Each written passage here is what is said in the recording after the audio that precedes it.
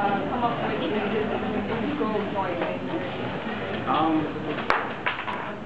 Well, we've been, ever since we became friends, we became roommates, and we decided to start promoting events, clubs here in Manila, and so we did that for a while. He also did modeling, and I was playing basketball at the time, so we thought that we'd start something together, and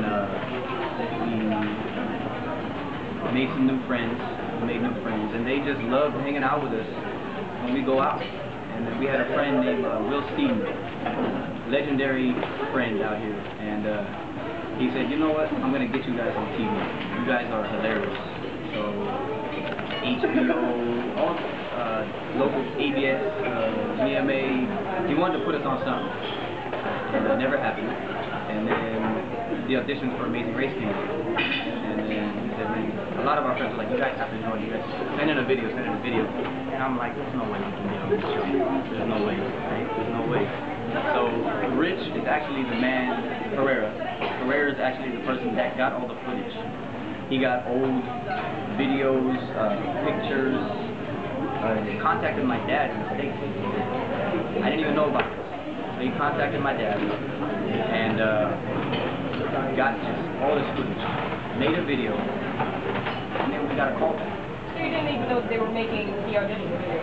That's awesome. No, he told me kind of about it, and then it was kind of passive. Oh, give me some pictures, give me some info. And it's like, I'm making a video. Okay, and then eventually we did some video together. He's like, I'm sending this in. I was like, all right, cool.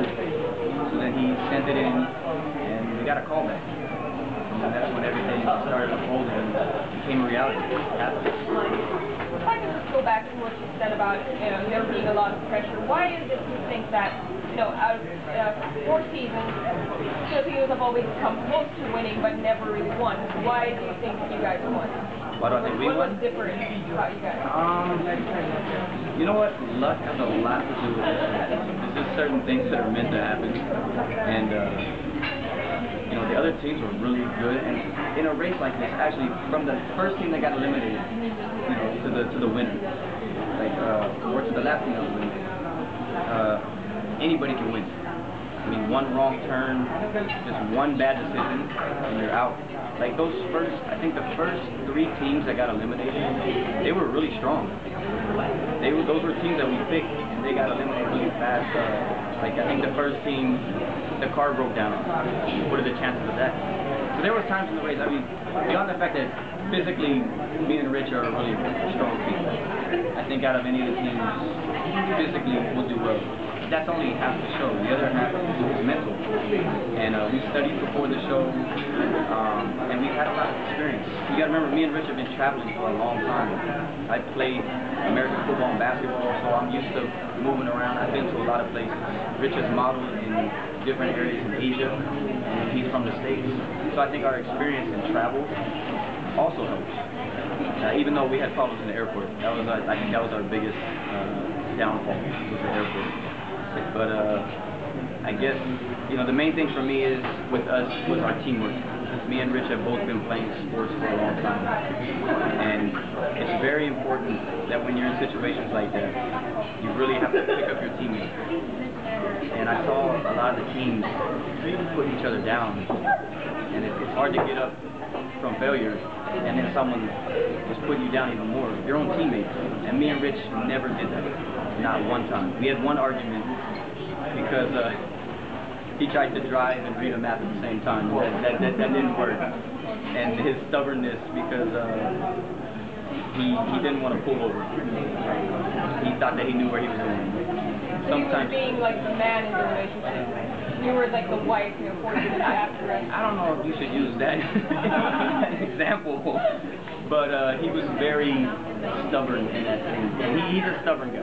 Everybody has a little bit of stubbornness in him, and we were tired. That was a very long day. I think that leg was 3 days long, and the race really got us there. We were tired, and it got to us, and we got into a little argument, and then we learned from our mistakes.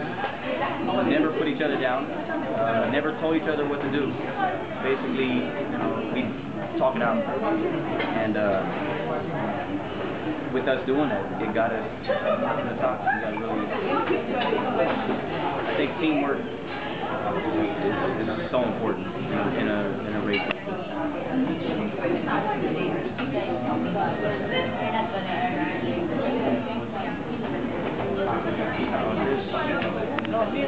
We're not really, the relationship that we've had, we're not really like that. We don't talk everything out. We just kind of go with the flow of everything. We had strategy.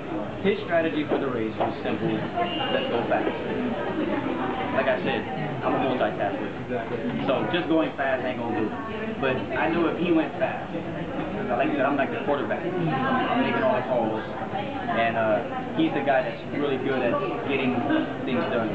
And that's what he did. So I knew if I put him on the right things at the right time, that, you know, we'd have a chance. And then, actually, at first we were hoping that we wouldn't get eliminated the first leg. The worst possible thing, right? Like, don't get eliminated the first leg, please. And then after that, you're like, let's try to make top 3. Then you get to top 3, and you're like, wow, we have a chance. We have a chance. And we were really worried with the Singapore girls. They're from Singapore. It's the last leg. But the thing was, Rich lived in Singapore. So we were hoping that something would happen, and they took the wrong flight. And we got so lucky. So when that happened, we were just like, we have to go as hard as we can, as fast as we can, because those girls are coming. They've been with us the whole race. I feel bad, because they never won a leg, but they never gave up, and they were always there. Always. We crossed paths with them all the time. They're a great team. And the father and daughter, they had a lot of luck on the side, but they never gave up. Very proud of all the teams. It was fun. Can I just ask if there are things that we didn't see on TV? Like, you guys are very buddy on TV, but are there things that, you know, got caught? Oh, you mean during the race? Like, yeah, were there, like, I heard you mentioning something about Rich being OCD. Being OC? Yeah. He's very particular in certain stuff. Like, my girlfriend Andrea was saying, like, if I go into his bathroom, everything is in perfect order. So I told him, one day, if you upset me, I'm going to knock down all your toiletries. And you should have seen his face. He was so mad. Don't you ever do that. There was times where I was in the Philippine lake, the pig pit, rolling in the mud. He didn't want to leave the challenge until I cleaned myself off, because he didn't want to be next to me because I was so dirty. He's OC and stuff like that. But the thing is, he sucked it up during the race. I was nagging on him the whole time. It's not easy to put up with me, because I want to make sure everything is perfect, everything is done right. And other than that, you know, he's a good guy. He has a good heart. He'll do anything for anybody if you give him a chance. Washing clothes. That's what you didn't see. Is that after every leg, you have to find a way to keep yourself clean. You have like, what, 10-hour rest period. And for the first 2 hours, we were washing our clothes. Another hour we were eating. And then after that, you're just trying to get some sleep, because the race is so tiring. But we did a lot of washing in nice hotels. Like you were washing by hand? By hand. And that's something that we've done here. We've been doing that here in the Philippines ever since we got here. But you're staying in like really nice hotels, and you don't want to use your leg money. You want to save your leg money, right, for the next day. You don't want to use your leg money to wash your clothes. We're washing our clothes, because we like to get dirty. You guys have seen the race. You know, we'll do anything. Even though Rich doesn't like to get dirty, but we'll get dirty a little bit. Now you mentioned that the big fan was challenge was hard for Rich. Was there any other challenges that was hard for you? Oh, well, the big pen actually was not hard for Rich. It was hard for me. I was the one rolling around the mud. He was actually very good at it. He was actually good at all the challenges. He's a daredevil type guy. The airport was difficult for him. That was the most difficult challenge. He doesn't like airports. And so he usually has his iPod, his headphones to zone out, and you can't wear that on the race. So the airport, he was a little jittery. But for me, I don't like heights. I'm sure probably all of Asia knows because they've shown my bungee about 100 times. Right? But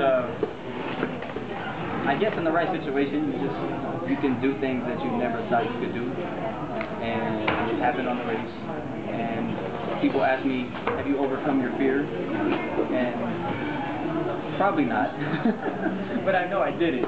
But we'll see. We'll see. I think you were asking me if I'd bungee again, and I don't think I would.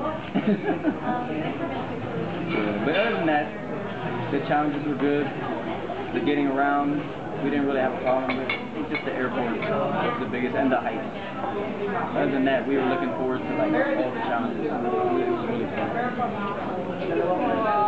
How much is the price on it? 100,000 euros.